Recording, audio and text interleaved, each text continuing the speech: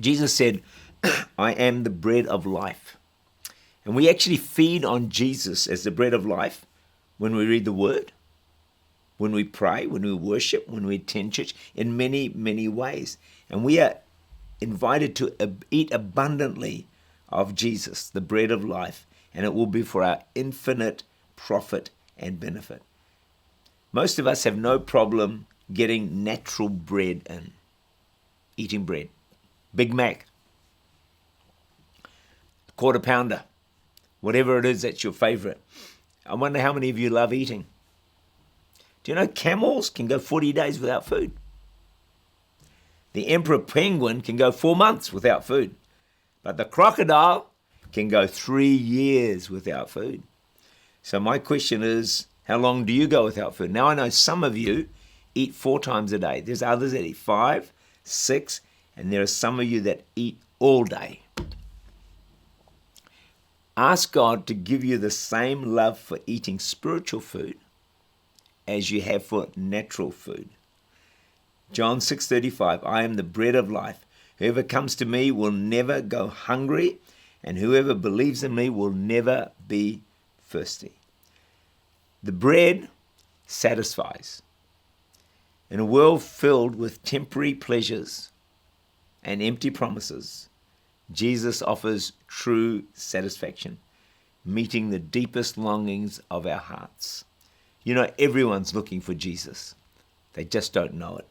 And so we look in every other direction for fulfillment, for peace, for joy, thinking if only I had this, all would be well. But then when we get it, we're still not satisfied. Only Jesus, the bread of life, can truly satisfy. Keep your focus on him. And the key is to eat and drink deeply of Jesus. Jesus' bread nourishes our physical bodies.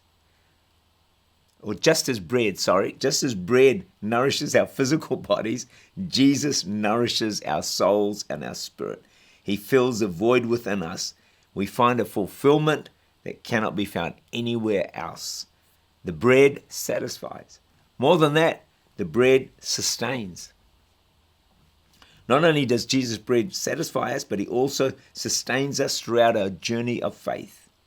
Just as bread in the natural provides energy and strength, Jesus provides us with spiritual energy and spiritual strength that we need to persevere through trials, hurts, pains, and failure. He can give us strength to overcome great obstacles and maintain faith and hope in the midnight hour. He's the bread that satisfies. He's the bread that sustains. But he's also the bread that unites. Just as bread brings people together around the table, Jesus unites us as one body in him. He breaks down the barriers of race and color and social standing and background. Every barrier he breaks down and unites us together as a family of God. In churches, your church, my church, there are people from so many different backgrounds, different personalities. And Jesus, the bread of life, can unite us together as one family. No other person in history is able to wonderfully unite people together. Next time you're in church, look around. See the diversity of colors, people, personalities, ages.